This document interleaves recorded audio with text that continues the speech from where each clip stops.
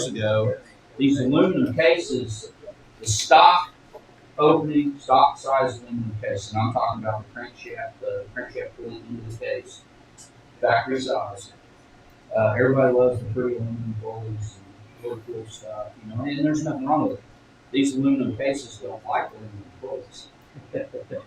And what will happen is you put one of those aluminum pulleys in this aluminum case, they'll fall because both of those expand and contract almost at the same rate. So running a steel pulley in one of these aluminum cases, not a problem. Not a problem at all. I'm holding the sand seal right now. This is a drive-in sand seal for a stock case. We couldn't get any kind of aluminum pulleys other than sand seal pulleys for these aluminum cases. So I did a bunch of sand seals on these aluminum cases for that reason. If they wanted a fancy pulley, they wanted a pretty pulley, they wanted, one of these aluminum aftermarket pulleys, had to go to that route because they don't make that pulley out of steel. Now, sand seal pulley for this specific seal has got a steel sleeve on, which you can't run the bare sand seal pulley in this case because it's too small for the leak. I was talking about that earlier, just so you do a sand seal. But that was something I forgot. In that case, you can run any kind of pulley you want. It don't care. It makes no difference. But these, if you run an aluminum pulley on one of these aluminum cases, and it's just the stock opening on it, they will go. And you'll lock the motor up and think, oh gosh, I ruined my engine. Which you in turn you'll ruin this case. It'll leave the case up, it'll chew your pulley up, and you can't turn the engine over. I mean, you literally won't be able to turn it over because it's galled. You put a stock steel pulley or a steel pulley in there, it doesn't care. It's just the difference in the expansion and contraction of those two materials. So, import, I forgot to tell you about that earlier. So, moving forward, I'm going to go ahead and I'm going to heat this gear up, put the gear on the crankshaft. Before I do that, I'm going to place my bearing on there, and I'm going to make sure I've got it in the right direction so I have to take it back apart. So, we'll do that. I'll go ahead and get that going. And again, you can't hurt these with putting them on. Everybody's different. Now I do. For a lot of years, I used white lube. There's something to white lube that people don't understand. It is lithium. It's water based. It's not a problem. It's what it does is when the engine starts and runs, it dries itself out. There's a bad point to that. You build one of these engines and you let it sit for 6 months. You've covered it in white lube. Guess what happens to it? The white lube dries out. And then when the white lube dries out, you're running metal surfaces. So I'm a huge firm believer of using engine oil. I love engine oil. Again, there are some exotic stuff building with it. I use some of it. Porco. I'm not plugging any particular brands. Stuff that I've used that I know works. This engine assembly lube, Porco engine assembly lube. It is extremely greasy. See that? I really don't like using it on bearings. I'll use it on cam lobes, gears, the heavier, more robust stuff. I love using engine oil. I mean, engine oil is engine oil. It works when you're running the engine. Why not run it when you're assembling? But that's what I use. You see all these things, and I don't get into oils. I don't try to. I have a specific oil I like to run in my engines. 2050 VR1. Valvoline is making a VR1 full synthetic with zinc. My wife's 6511 with the bus. I've been running it in her bus now for, I think, she's probably had it in there about 6 months. I've noticed a few differences in the engine, which is good. Is it worth the additional cost? I don't know. I mean, I have seen synthetic oil in other applications have something drastically go wrong in the engine if it's got synthetic in it. Sometimes it's safe. It saves itself just from running the oil. But again, just utilizing, VR1, Valvoline VR1 engine oil, 2050 is what I normally run. You can run 1030. You can run straight 30 weight. I wouldn't recommend running a straight 50 weight. Again, unless you've got some really exotic high performance engine that you've got, and you're going to run a lot of RPM with it. The other thing is, the heavier you go on oil, the more it builds pressure initially when it starts when it's cold. So, and these coolers are, I don't know, I've popped a cooler. I've seen some of those coolers pop at 100 psi. I've seen some of them pop at 50 psi. So there's no, it's hard to say in between. I've blown filters off the stuff, spin on filters for some of these engines. My Red Baja out there, I've got a remote cooler on it. I had to go with a Canadian hard shell filter on that engine because the pump that's on that engine, when it's cold start, it runs 100 pounds of oil pressure. And you let it idle until it gets some warmth to it. Then you can run it up and get it up to wherever you want to. And it sits around 55 to 60 pounds of oil pressure all the time. So 30 pounds. Factory line on a Volkswagen, I think it comes on and starts flickering at what, 2.5, 3 psi. Doesn't take a lot of oil pressure to make these engines happy. What it does take, if you're running on high performance, you need to get more oil in the system. Granted, you do that, see people do it. Doghouse coolers, I'm going to get into some of that stuff too. But anyway, I wanted to make sure we talked about that right quick. Again, bearing tang, or the dowel pinhole on the bearing is going to go towards the flywheel. That's right. Okay. So we're going to do that right now. I've already put some oil on the journal there of the crankshaft. And let me get a rag so I can.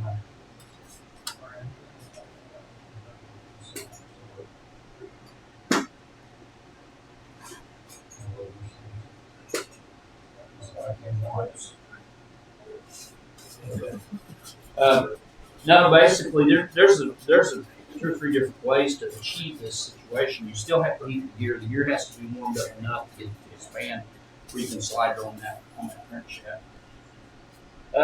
And you don't heat it cherry red. You get it hot.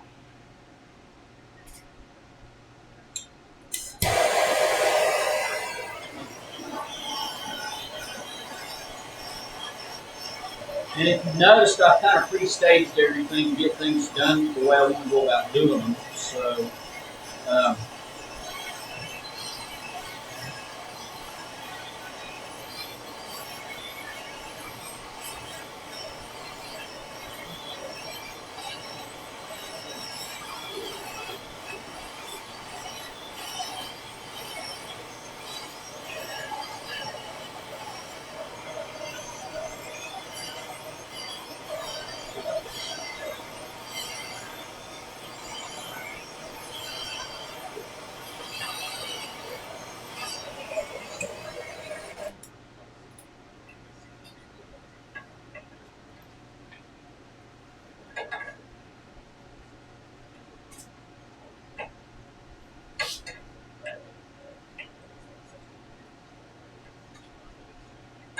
not enough yet.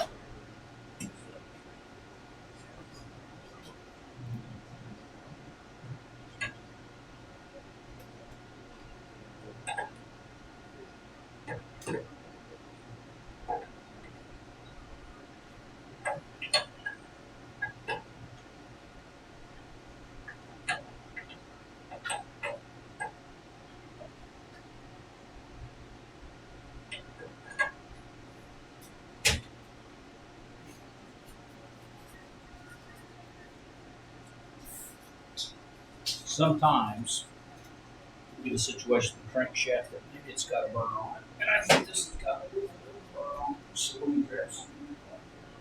All right.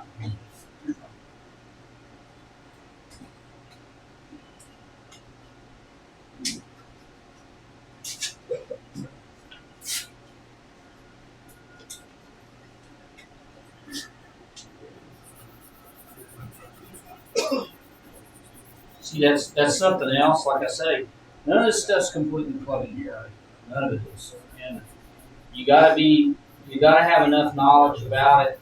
I mean, I could have went ahead and stuck that gear up there and just started beating the crap out of it, and uh, that's not good either. So that's what you get into sometimes, and then, or if you get into something, you bought something for somebody and they've done that to it before you bought it, and you have other problems. But,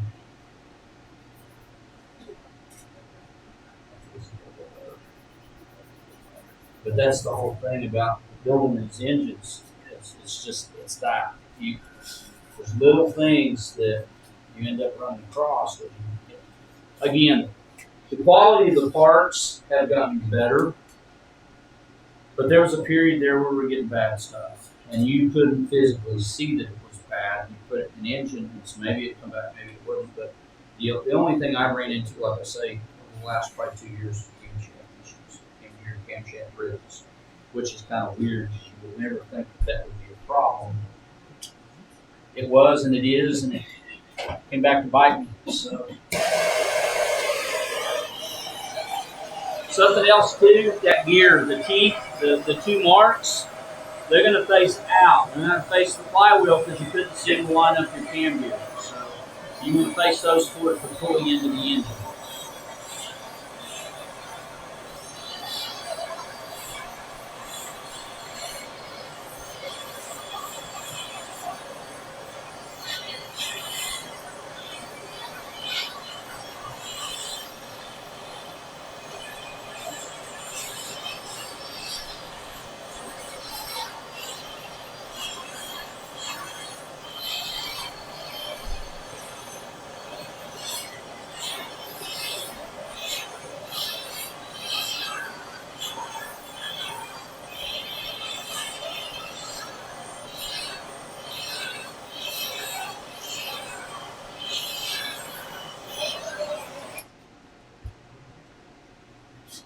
So we have any more about this stuff.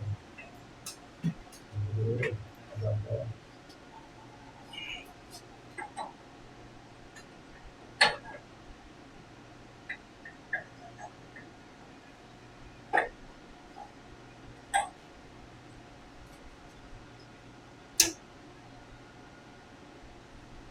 See, like I say, if you don't get quick with it, that's where it's at. That's what it's at.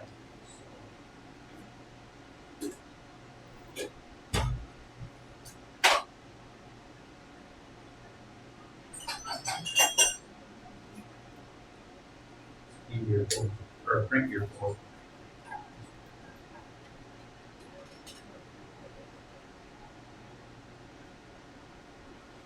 Again, it's one of these tools that you really need to have in your toolbox if you're going to work with these engines.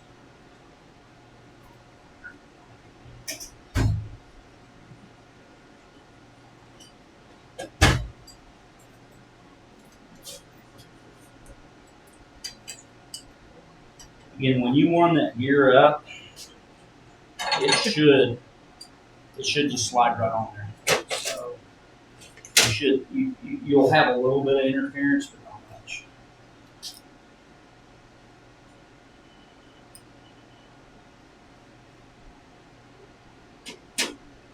I heat this thing up one time. I may grab it.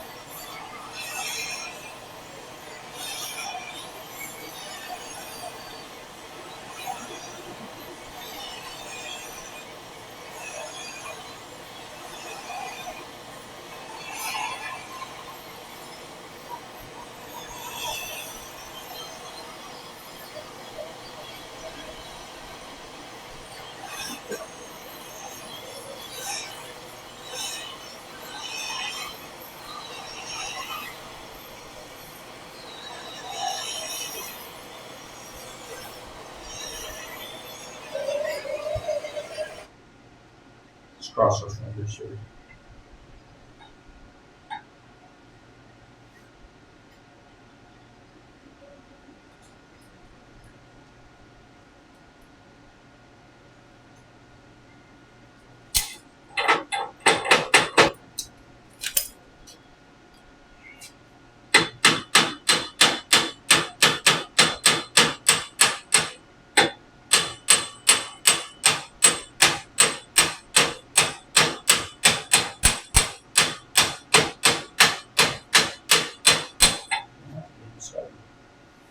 Okay.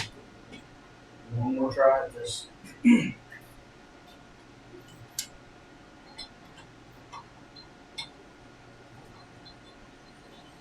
don't think I'm going to do another try. I'll crank it.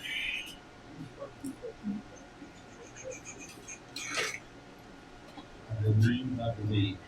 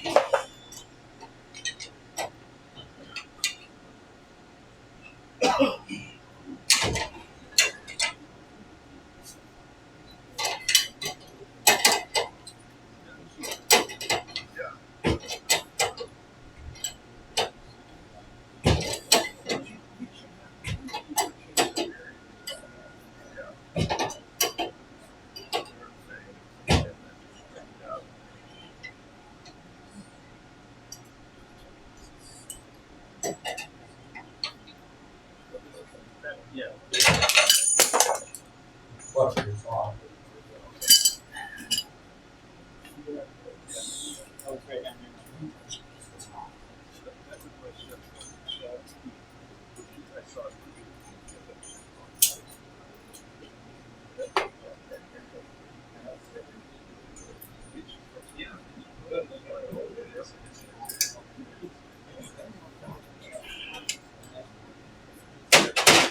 We're going to set that problem child over here to the side.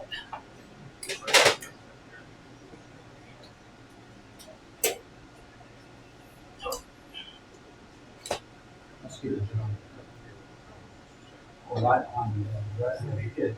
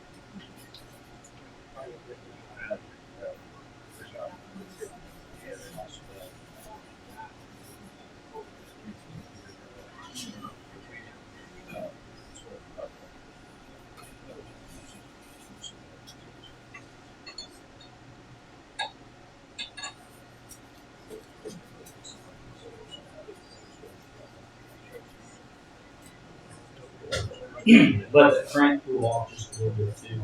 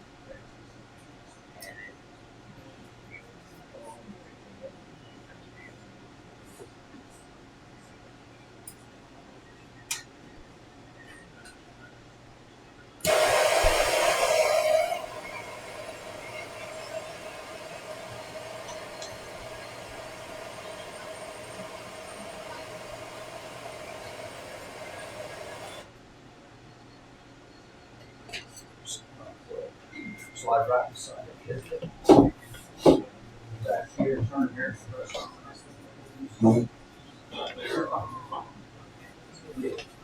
I'll get through here. Right through there, back over there, right in that corner. Right through that. And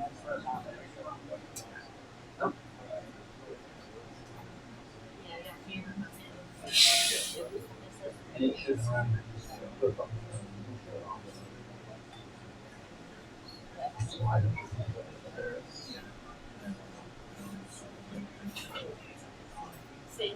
Yeah.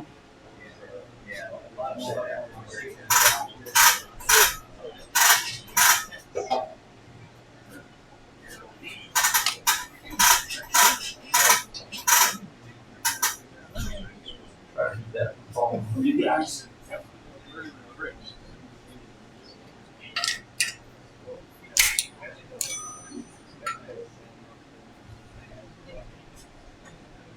Anybody ever heard of Warthog's Coomer?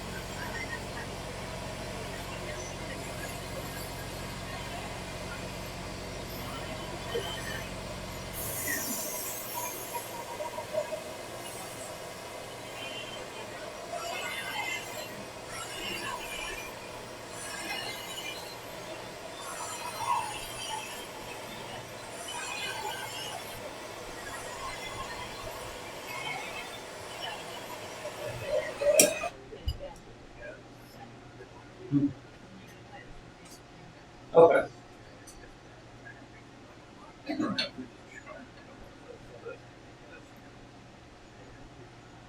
Look at that. Yeah. Yay.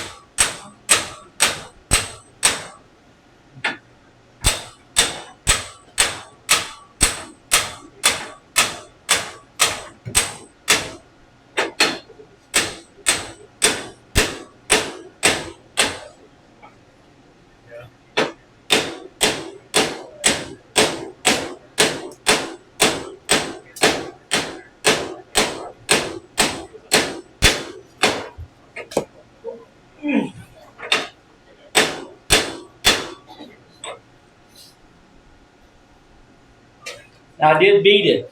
That's aluminum. That can give us some fits there. But you notice the difference. See what happened. This is a German gear, and that's a probably Chinese gear. I'm not sure. I'm not sure where it's manufactured. But yeah, that's what you get into. And again, you got to know when to stop.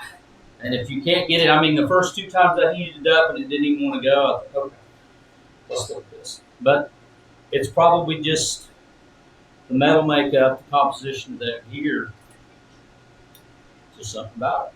So it will go in the scrap pile. So anyway, all right. Spacer. You know, that's another thing. These are, they call this a racer spacer. The stock Volkswagen spacer, it's just it's missing this part of it. It's not nearly as thick as this. Whether that's 100% necessary, I've never pulled an engine apart when one of these gears was split in 2. I've never pulled an engine. I have pulled an engine apart when these were damaged, but never seen one of these drawn. But it's just I have a racer spacer. I like them because they just fit good. So you know. Okay. Same thing with this. This is a timing gear. Your distributor gear. And what it does is it turns the bottom of the distributor as a crankshaft roller. So this one has to be heated up too. It doesn't take nearly as much heat to get this one on there. So I'll do that next. And then,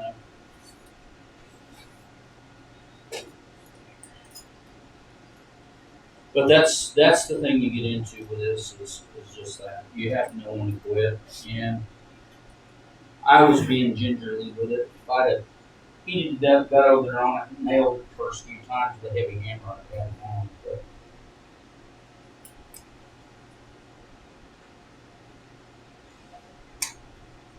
and again, you know, holding these, you can't really handle these and heat them up with a pair of even welding gloves on. So you use a pair of vice grips. You just have to be very careful and not clamp it too hard or too tight while you're doing it.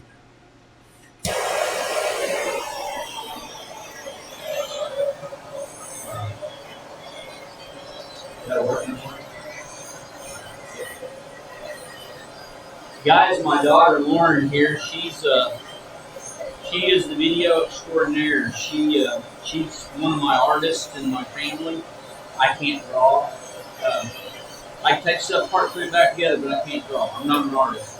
She's definitely an artist, and she agreed to come out today and shoot this. I think we're planning on trying to post this on YouTube and Facebook as well. So this entire segment will probably be on both areas, YouTube and Facebook. I have a YouTube channel. I haven't posted anything lately on it because I just haven't had time, and it's hard to run a camera and work at the same time. So.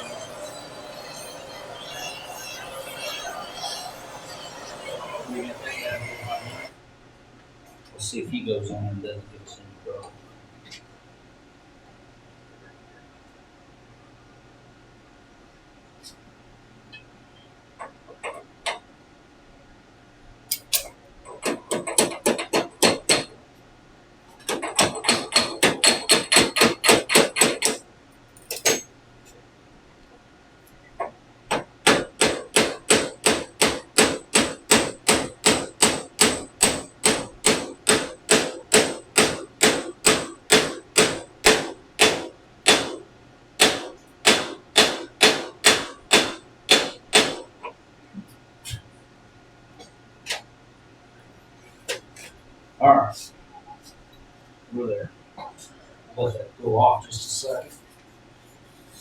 And then we'll do a snap ring check. These snap rings, it's kind of funny. That's another thing that I've found out throughout the years. You can't hardly find German snap rings for these crankshafts anymore. So you have to try to find the best that you can. And the cheaper ones, using the correct snap ring pliers on them, they'll stretch out and not go back. If it's a good quality snap ring, you can stretch them a pretty good ways and they'll go back. This is a tensile shrink that no change. It's like a lot of everything else, and just a lot of it's not being made like it used to be. So it's not as good quality. One of the specialty tools, I don't know if you guys have ever seen these before. These are snap ring pliers. They're not the pin type snap ring pliers. They are the face type snap ring pliers. I've had this set. I think there's 7 different pairs of these. These are just the 2 I choose to use. I've got a set that are this long that are made for snap rings on 13-speed rotary full rotary transmissions. And the snap rings in those, they'll take your head off if they come off a pair of pliers. So you gotta have a big pair of pliers to work with. But and these are made by Snap-on. I don't think anybody else makes this type of snap ring plier like this. Snap-on. Now Mac, they may all make something similar to this, but these are truly heavy-duty snap ring pliers. And the neat thing about them, these tend to work in a just a straightforward motion, which keeps you from sometimes bending them up. These just open normally, and they change direction when they open. These stay on the same path. So it really depends on which snap ring you're dealing with. And I just grab them both and try to figure out which one works best, whichever one's going to get a snap ring on the point. Usually, a better quality snap ring, which you'll see, that comes in the kit. This one has got a bevel to it. One side of it's beveled, just a tiny bit, and the back side is kind of concave. So this tells me this is probably one of the better quality snap rings. I know it is. It is one of the better quality snap rings. You'll get some that are just flat. And usually those are the ones that are not made very much. They don't have much tensile strength. And I don't know where they got them at, but that's another thing that I try to do. A lot of the pieces, parts, nuts, bolts for these engines, I have a specific source. I go to a bolt manufacturer and I purchase. You can buy the bolt kits, and that's something else that's important to talk about. This is a case engine hardware kit, 8mm. Comes with everything. Comes with your nuts for your studs. Comes with your exhaust nuts. Comes with all the lock nuts for your case. I don't use all the pieces out of this kit. I use some of the pieces, and the reason for that is I don't like the quality of the nuts, lock nuts that's in the kit. So I spend a little more money and buy. Well, I really don't spend any more money. I buy a 10.2 quality lock nut, and that's what I use on all my engine builds. I don't use the stuff out of the kit. I use some of this, but not all of it. I mean, the stuff that I bolt the generator tower to the case, I'm not too worried about that. But generally, I end up using all of these because it's just easier for me. I can reach in here and get a dozen of these out. I know what I've got. Some of the other ones, those have got a different type of nylon insert in them. Use them once, and that's about it. That's the end of it. These can actually be taken off and put on a couple of times and still hold pretty good. And just little stuff like that. Same thing with the smaller nuts. I really love these. They sell these. These are the I want to say 13mm thread, or they may be 8s. No, they're 8s. They're the 8mm by 1.5s or the 1.25, but they've got the 10mm hex head. These are super great to use in really tight places on those engines, especially dual carburetor setups with Webers and a bug, but you can't get anything else down in there to tighten them. Well, 10mm socket ratchets, you can get in there pretty good. So I love using these. And on the exhaust, some of your big tube exhausts, they don't have the same clearance as the larger nuts, so you run these on to it. Helps get in there and make it easier. And there's guys that sell these online and talk about how special and elaborate and wonderful and how they're the only ones that have them.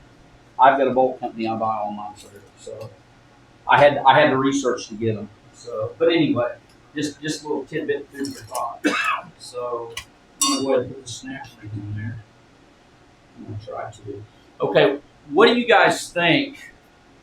Would you think that the bevel should be out or should the bevel be in? When I say bevel, concave, go in towards the bearing and the gear, or out?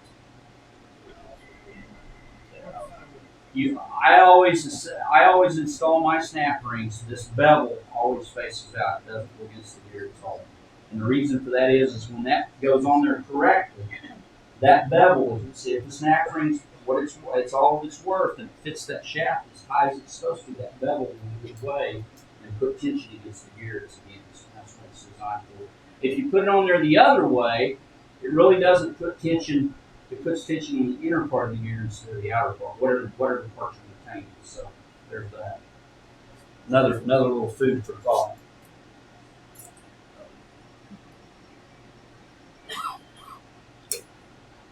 Oh, that's perfect. Now, something about these snap rings too. I've never had one come off. Never had that issue. I always check them, make sure they're going to be on the crankshaft and not take off. So,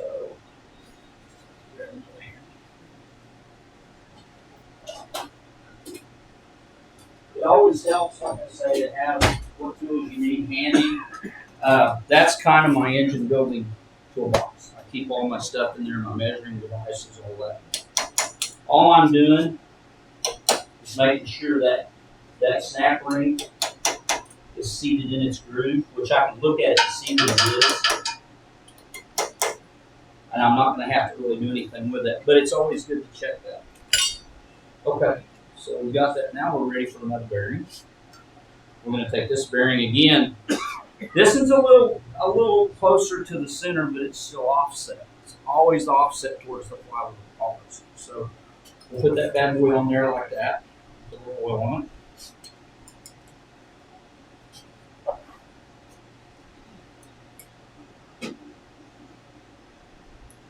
And again, you know, I handled this bearing. If I run my fingers across it 2 or 3 more times, my magic marker will go away. And this is the worst one. This is the one that always gives me the most grief going back in the case when you put it in the case. So, again, dowel pin hole towards the flywheel.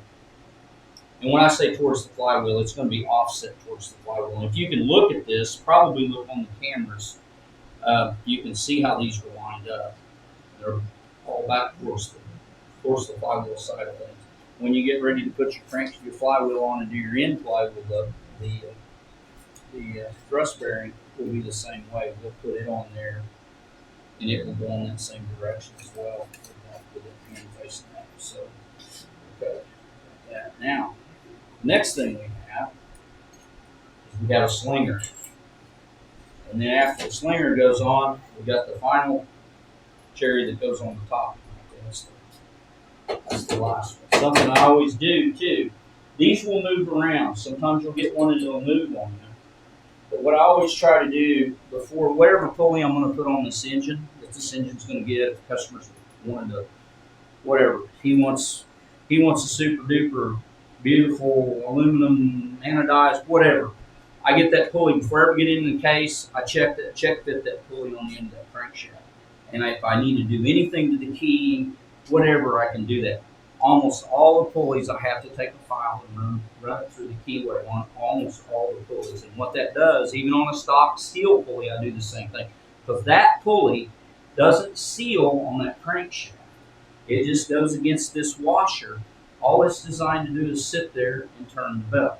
Because this case is open. Breathes through that nose of that case. So I always try to just make sure I do that. Because then you get ready to put it all together, and then you put that pulley on there, and it's tight, and you get in there and you got to pull the pulley off or something, like maybe you're going to get in here and you're going to do this, and you got to put engine fin. And when you start putting engine fin on the case, you got to pull the pulley off.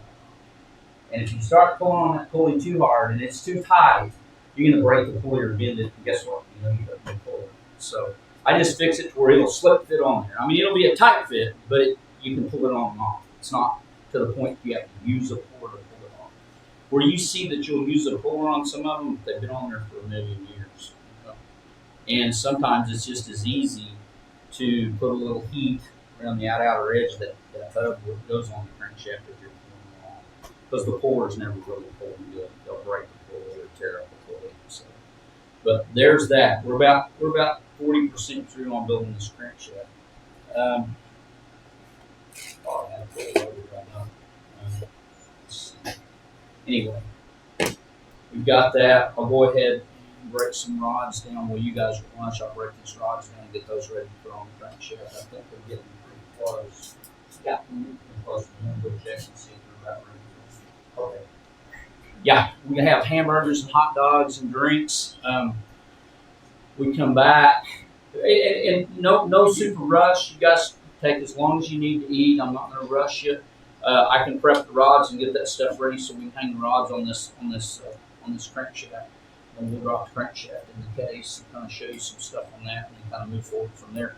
I probably won't assemble this case and put everything in it today because I want to go over heads. I want to go over some other things too as well. Also, want to go over carburation and some other things that go on with all this, so you get a rounded experience with these engines. Because there is a ton of stuff. Yeah. Let's see.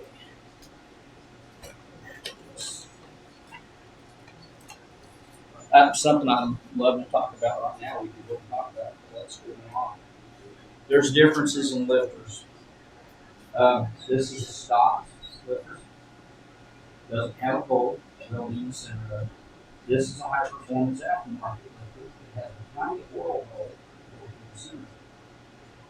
You know, I ran both on high lift cams. I don't know that it really makes a whole bunch of difference, but you know, I ran both. And do I pass judgment on even one? I mean, there's not really a whole lot of difference in cost. So if a guy's wanting, and then people go crazy and they like lifters. And then there's something I have not done, and I want to get tooled up to do it, but they do make a hydraulic lifter for these things, which you have to machine the case. And I mean, I don't know. And there again, it's another gimmicky thing. So having a hydraulic lifter in one of these engines, they still have to be adjusted occasionally. I mean, it's just the nature of the beast. These, I mean, every 3,000 miles, you're supposed to adjust your valve on those engines. I've adjusted valves on my wife's engine on her bus probably 3, 4, 5 times, and I've yet to find anyone to valve out of the worst. So there again, you get into situations, dual valve springs, ratio rocker arms, you're going to get some wear. That's where you're going to have to make adjustments. The more you go up horsepower, the more work, the more adjustments and stuff you're going to have to do on these engines. Just the way it works. I mean, it's part of life. Most situations now, you're going to run lash caps with everything unless you run like a sort of foot rocker arm adjuster, or valve adjuster.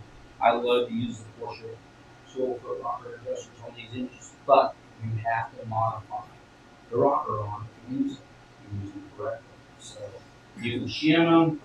Seen some go as many as put 3 shims under the rocker arm stands. I don't do that. If I have to put 1 shim on the page, beyond that, I don't care a shim on the page doing that. I do a modification on the screw into the adjustment of the rocker arm. I cut the rocker arms and I'll hold the adjustment screw hole where they got no room to operate or it just works. So that's a little manufacturing thing that I do when I build one of these. It's a 1600. I love those rockers. I love those adjustments. Porsche is using dominantly on their engines. Porsche using them now would be pretty good for us. They're a lot more expensive than just a stock adjuster. There's a ton of them out there floating around. I got a place that I can buy actual Porsche soil feed adjusters. My cost on them is like $9.50 a piece, which is pretty outrageous. I can get the Bugpack brand. The Bugpack brand are being manufactured in the United States. Even the new Bugpack stuff that's coming out is being manufactured in California. I've not been to the factory or the plant where they're doing them, but they're building them and they're doing a lot of stuff. So EMP's offering, that's something else that I wanted to talk to people about. I am an EMP distributor. I say anything you want, you get you anything out of the catalog. There are some things out of the EMP catalog I won't say. Even if you beg me to, I'm sorry. So there's a reason for it. quality of the products not back workings. Some of their stuff was never good. Some of it was great at one time. So they do sell two flavors of those little foot adjusters. They've got the Remington brand and they've got the Bowcat brand. The Bowcat brand is maybe $1 more a piece. I spend $1 more a piece on those. I had some of the empties in the park. So, and probably because I was running them in the engine, I should have known. I was running too many RPM with them, and I was expecting too much out of them. But hey, it's one way to test the parts to see if they work for your own stuff and see if it works. But I like running the swivel feet adjusters. That keeps you from having to run latch caps on the valves. All these cylinder heads have stainless steel valves now. You can't run a rubbing type rocker on that's going to rub the valves in without running a latch cap on it because it's going to wear the rocker arm out and it's going to cause a huge streamer of your valve strings. It's pretty important to remember that. Rocker, again, that's the two basic flavors. They make a lot of those too. You can get really exotic. This last performance engine I built, the guy sent all of his bearings off to a company that coats them with a specific coat. It's supposed to be super slick. Claims that you can run the engine without oil. I don't know, but I have heard good things about the bearings. They coat bearings in nitromethane top fuel cars. That's why he wanted to do that in his bug motor. I guess he just wanted to spend. I don't know how much he spent on having these bearings coated. I looked into it. I didn't get the pricing, but I mean, there's pricing benefits to it, I guess. But he picked these little things out that he thought was really cool and he wanted to do it. But he sent his cam bearings and his main bearings and his rod bearings. Everything was covered. He sent me this company. I can't think of the name of the company. If you get anybody that's interested in one, I'll look it up. But there's lots of crazy stuff you can do with lots of money to be spent on these engines. Just depends on how much you want to spend. What do you need to spend it? So, but anyway, other than that, lifters, it's pretty much, again, when you go to assemble one of these engines, you want to make sure these lifters, see, and this is a little snug, but what it amounts to is I need to go ahead and probably brush those boards out. Anytime you build one of these engines, you go spray a new engine, you need to clean that stuff out. Brush the boards out, take that stainless steel wire brush, brush those boards, clean them out, lube these lifters, and you should be in pretty good shape. You should be able to put these lifters in your news. With oil on them, they should just sink in on their own weight. You shouldn't have to push them in or push them out. They should fall out. Every time you get ready to build one, I've got clips that hold them in when you go to put the case tabs together. They should try to fall out every time you're putting them on a brand new engine. If they're any less than that, there's something wrong. You have a problem. So, but anyway, that's that on the lifters. I think okay, guys, they've got lunch ready for you. Huh? What now? Oh, okay. Donations are welcome. They're not mandatory for the food. We are VA Club of Oklahoma is a 501c7 not-for-profit, and we donate every year to some really good causes. The money doesn't go in my pocket; it doesn't go in the club's pocket. We basically what we do is we take donations from some of our largest donors. We've got a couple of dealerships that give us a lot of money. I say a lot of money. They give us money every year. We take that money and double it from the merchandise sale, all that stuff. And then at the end of the year, we go and do. This last year, we give I think $2,500 to ERAP, and then we give $2,500 to I want to say the autism Alzheimer's Foundation. So we pick various entities to give that money to. So if we have any money left at the end of the year, which we usually have some money left, and we go ahead and donate anywhere from $2,500 to $5,000 to two different entities. So just FYI, should have some really good food out there for you guys. We'll go take a break, take time eating, got everything set up on the pool deck, lots of cold drinks. I think we've got some hands more active. If you guys want to come in here and eat too, that's fine. Don't have much of a trash receptacle in here, so you can probably take your trash back outside and put it in your trash can if you want. But you guys go grab something, and we'll get back started here pretty quick. So.